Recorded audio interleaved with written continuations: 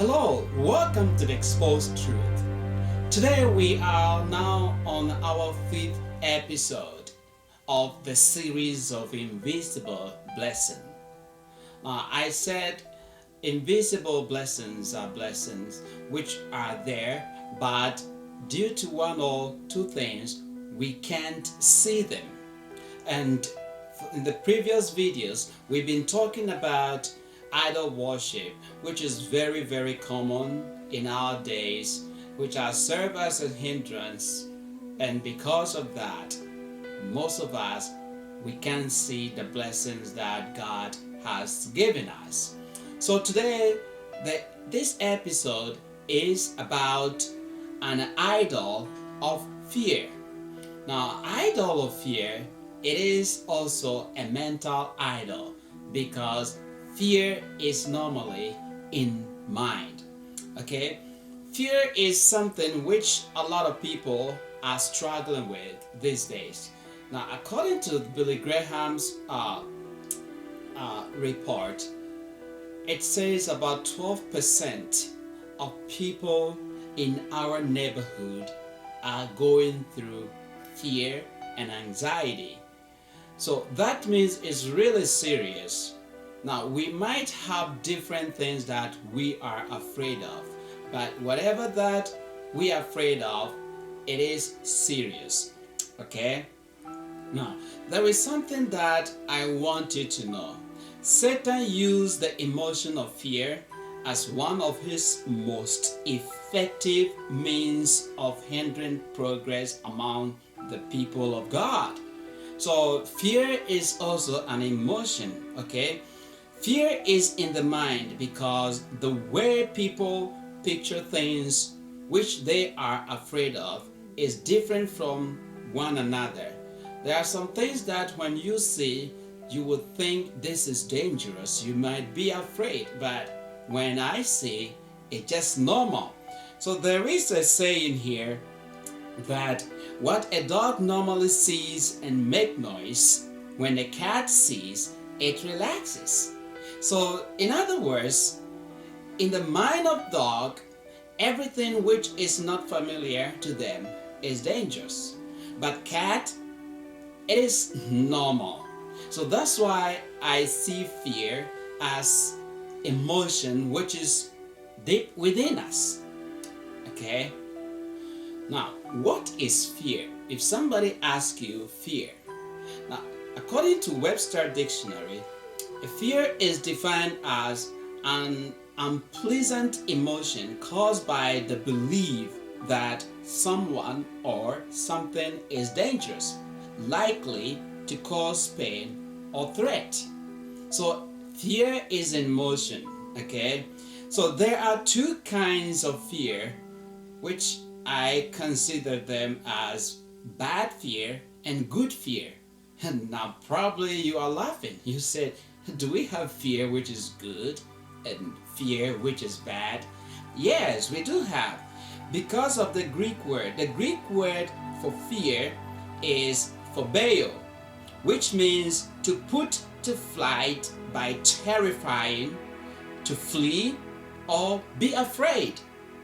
Okay? The other definition of fear in Greek is to reverence, to treat with deference or reverential obedience. So you can see here there are two meanings. So the first one is negative, and the second is also what?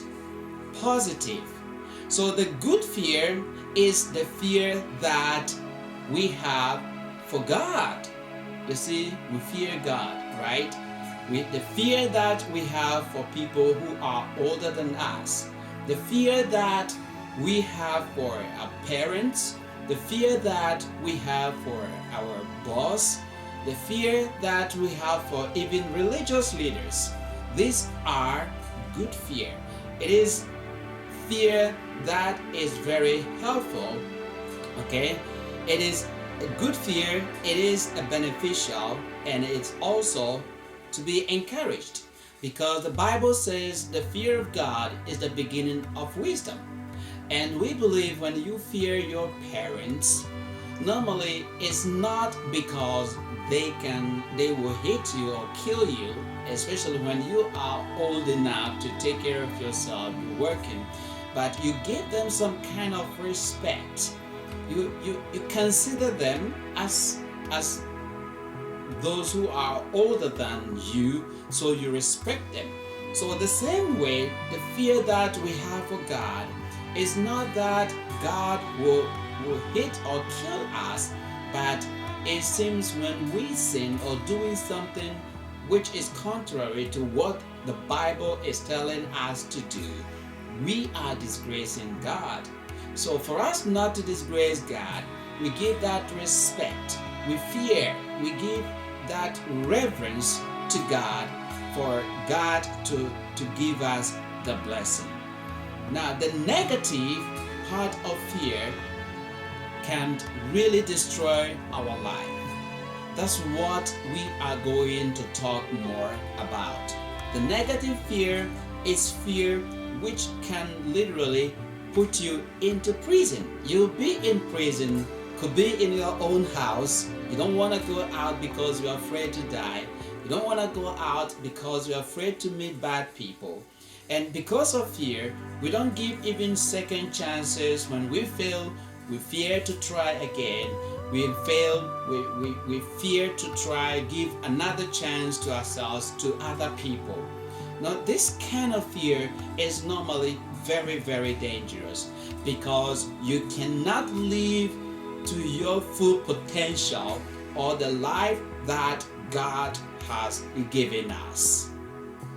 Somebody asked me, why God create fear? Why did God create fear? Well, the answer is fear is emotion. It is same the way that love and sadness operate the same way. So fear is another emotion that God created for us to be warned from danger. I hope you get this, because if there is no fear, that negative fear, I believe you will just run into trains, bicycles, and cars and jump into everywhere because there is no fear. So, in other words, this negative fear, it is also there and is also very important because it will prevent you to prevent something which will really cause danger to you. But does it mean that you should stay within that? You see, the way the love operates, you love someone, sometimes you fell in love with people, you fell in love with something different and like electronics and all kinds of things, but that love fades away slowly. That's human life. You become sad sometimes, and that sadness, it will not stay forever. It will just fade away slowly. So the same way the fear, emotion of fear operate. It's supposed to be there to warn you. After that, no more. Because when you are afraid to be hit by a car or train or anything, it shouldn't be in your mind that anytime I jump into a car or train or plane, I'm going to be killed. That shouldn't be. You see that? So that's the way that fear is been operating. So that means you can deal with it. You have to face it. Now I'm going to just narrate a story which is in the Bible from the book of Genesis chapter 27 to chapter 33. It's a long story, but I recommend if you can read this. It's very interesting. And you can find also the similar story in 1 Samuel chapter 27 to 29, which is Saul and David. Okay? But Genesis chapter 27 is a story of Jacob and his brother Esau. Now, Jacob and his brother were twins. Okay? Now, when the father was about to die, the father Isaac called Esau that I'm very old, very soon I will go, so I want to bless you. It is the custom that always the eldest people, they gave them the blessing, and when their father died, he would take care of the younger ones. But this thing changed because when the father was telling Esau, Rebecca, which happens to be their mother, was there. So she heard this story, what the father was telling Esau, and the mother told the youngest. Okay? So because of that, the youngest rushed quickly and get whatever that the father was looking for, and the father blessed him. Now, within a short time, Esau arrived, and the father said, the blessing is already gone. And because of that, I know that this is cheating. If you were Esau, you will be angry. Now, he became angry really and had wanted to kill the brother. So the mother told Jacob that you should run away from here and go to my brother's place, my brother Laban, and stay there until your brother is okay before you come home. So the Bible says Jacob prepared things and left. Okay, he went to the uncle's place, Laban, and literally settled there. Now, before Jacob left, Father blessed him.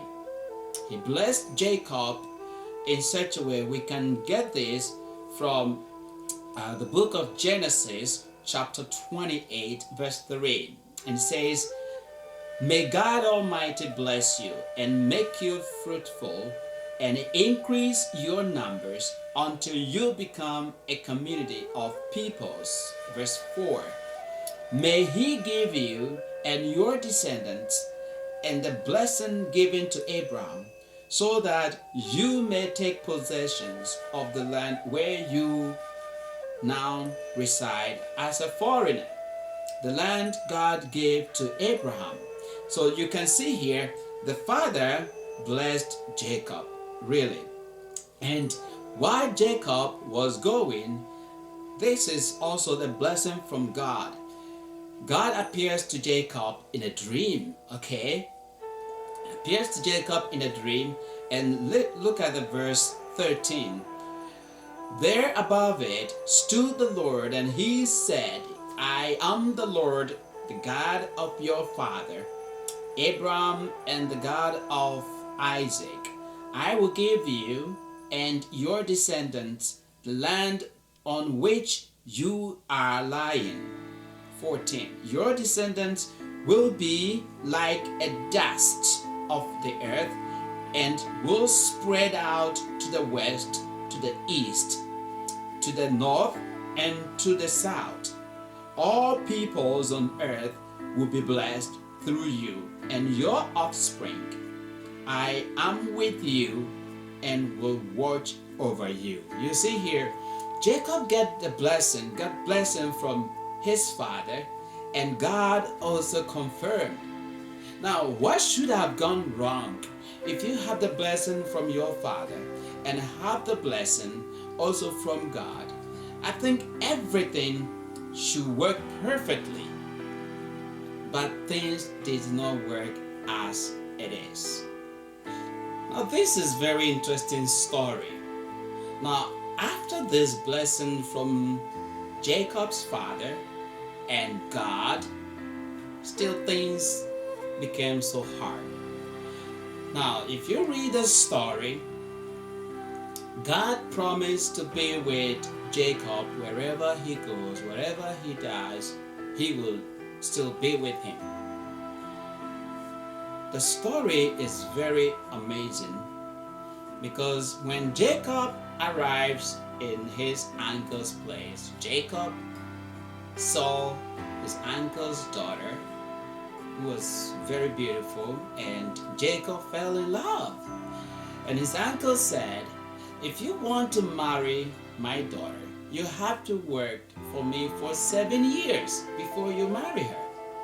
That's like a bride price today. People are still, some pay, but others you just Just when you meet somebody you love, you just sign papers and you go, but you're gone.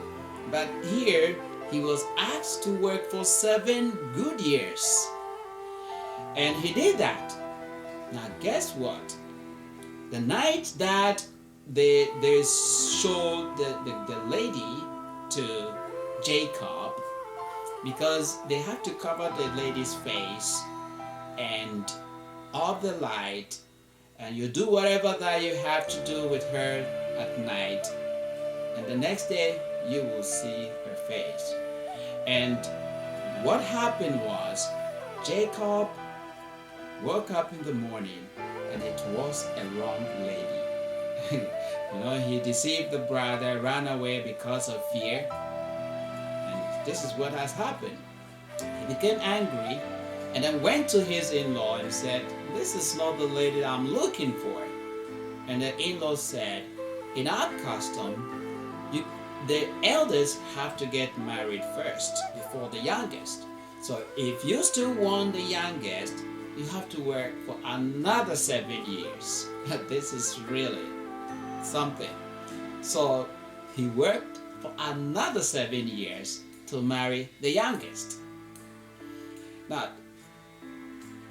Jacob wasn't, happy, because he still preferred to stay in his home country. Now he's a foreigner.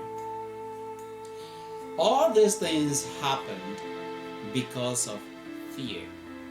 Because he was afraid to stay, afraid that the brother would kill him. And because of that, he ran away. But God has promised to be with him. But this is really a challenge. Now, so far, he has been in a foreign land for 14 good years. And things were not so easy for Jacob. I want to read some of the statement that really shows that Jacob was really living in fear. In Genesis chapter 31, verse 31, Jacob answered to Laban, "I was afraid because I thought you will take your daughters away from me by force."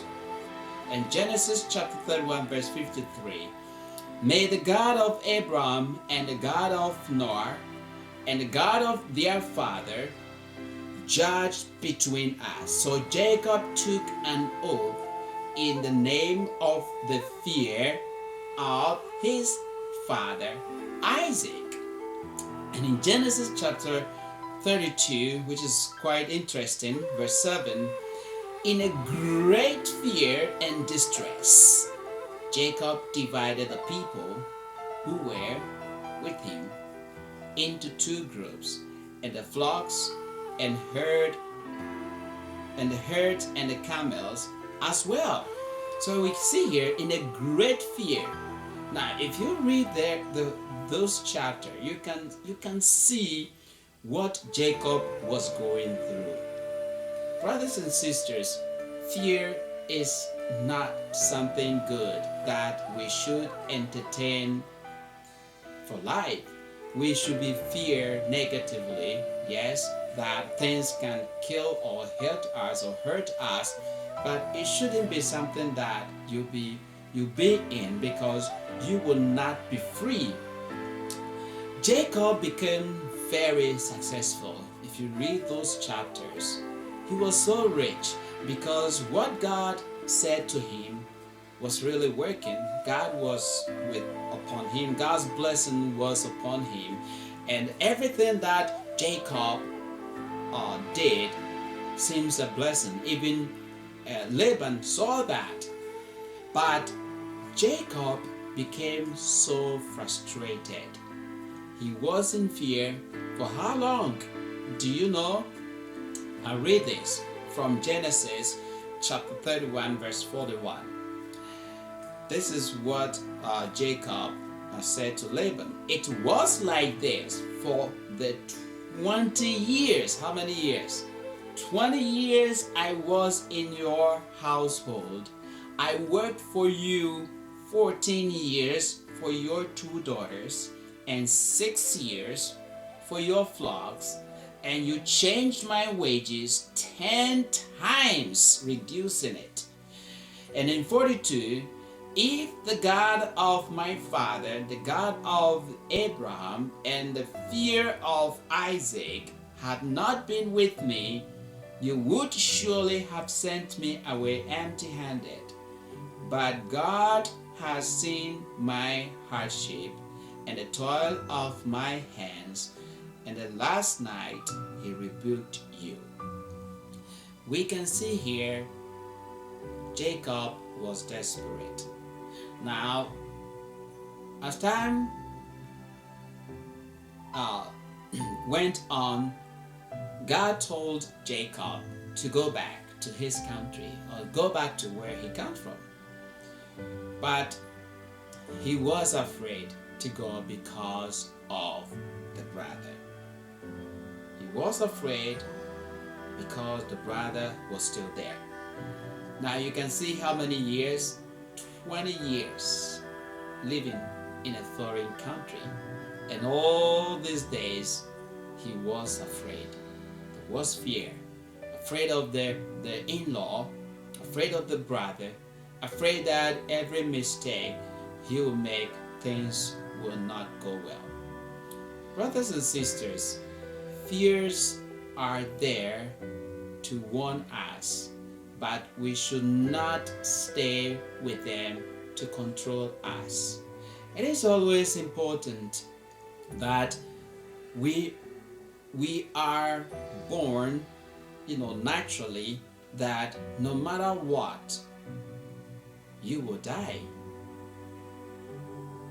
And if you have an accident, you will not say, I will never drive car anymore. Sometimes the same car that involved in accident, the same car they will use to send you to hospital. Fear is not a good thing to entertain in your life. Now, probably you will say it is easier to say than done. Now, I'm afraid that I don't want to do anything. I'm afraid because I will fail. I'm afraid because I've tried before and things did not work out, so there is no way out. Remember this. You can make it if you believe in God. Now, our next video, we are going to talk about how Jacob overcame or overcome his fear. Don't miss this, because you will learn more, and this will help you to also overcome any kind of fear that you are struggling with. Thank you very much, and God bless you.